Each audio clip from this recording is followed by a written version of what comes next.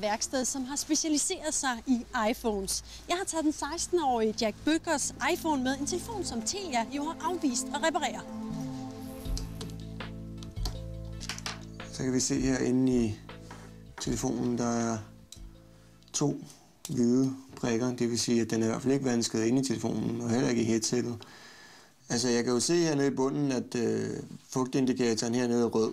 Men det er jo på sin vis ikke noget at gøre med, at stikket heroppe, det sidder løst jo, fordi at fugtindikatoren, der sidder i toppen, den er helt hvid, kan vi jo tydeligt se.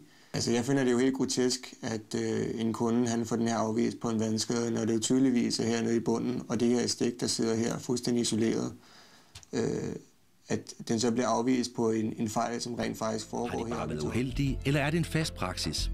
Vi beder Brian Funk fra iRep.dk om at lave en mekanisk fejl på vores iPhone, samtidig med, at han aktiverer fugtindikatoren. Det jeg vil gøre nu, det er at forsøge at fremprovokere en fugtskade her i headset jack-stikket, for at se, om vi kan gøre den rød indeni.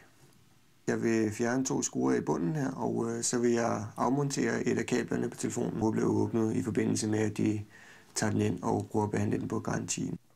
Vi indleverer vores iPhone til reparation og venter på Telias dom.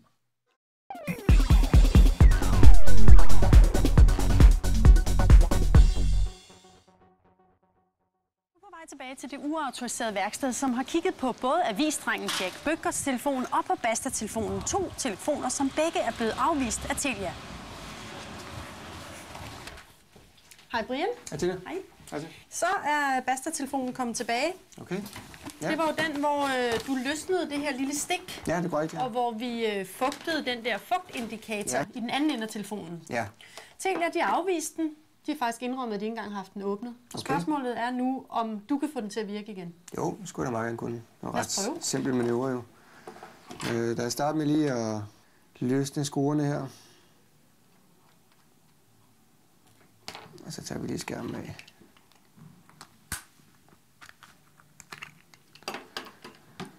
Så kan vi se her. Det der kabel der er stadigvæk helt løst. Det var det, du løsnede? Ja, det klikker vi lige på en gang. Sådan der. Altså, var det det? Ja, det var det. Sådan, så er der lys i den igen. Det er det, ja. Så det vil sige, at den fejl, som vi klagede over hos Telia, den er fikset nu? Det er den, ja. Og det havde intet med fugt at gøre? Overhovedet ikke. Så hvis Telia havde givet at åbne telefonen, sådan som du lige har gjort sådan der, så havde jeg været en tilfreds kunde? Hvis en reparatør havde åbnet telefonen og rent faktisk set, så jeg meget hurtigt kunne se, at kablet det bare var sprunget af, og så havde han kunne klippe det på igen. Så den her, den er klar til brug igen? Det er den, ja. Super. Jamen, det kan ikke være bedre. Du har jo også kigget på avisdrengen Jack Bøcker, som hans telefon var jo også blevet afvist af Telia, men den har du fikset. Det har jeg. Hvad har du gjort ved den?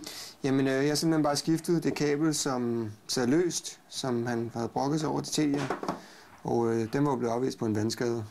Hvordan ser sådan et kabel ud? Jamen, sådan et kabel, det har vi hernede i. Jeg har jo gemt det kabel, som jeg har skiftet.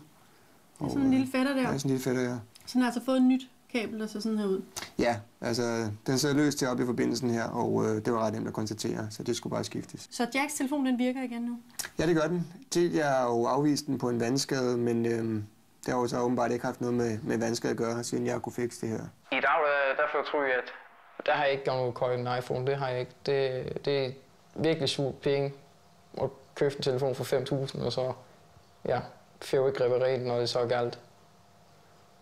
Det er jo rimelig dyrt produkt at have jo. Altså, så. Nordens største teleselskab Telia vil ikke møde os. De siger, at de i den her sag har fået mundkurv på af Apple.